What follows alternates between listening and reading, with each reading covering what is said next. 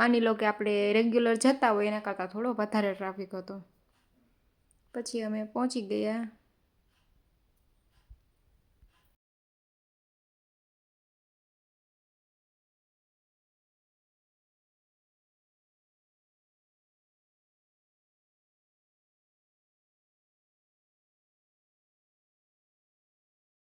પછી અમે સાઈડમાં ચંપલ કાઢી અને નીકળી ગયા મંદિર તરફ.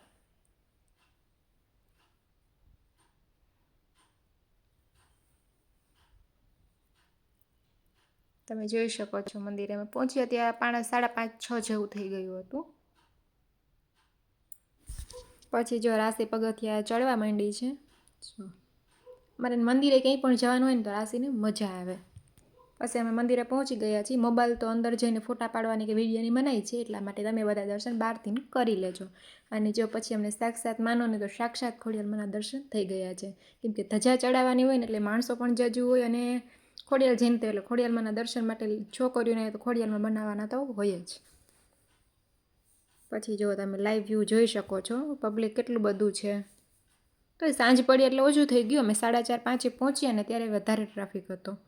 પછી અમે નીકળી ગયા છીએ ઘર તરફ. જો 6:45 વાગી ગયા છે. જો નાની બેબી એકલી પગથિયે ચડે છે.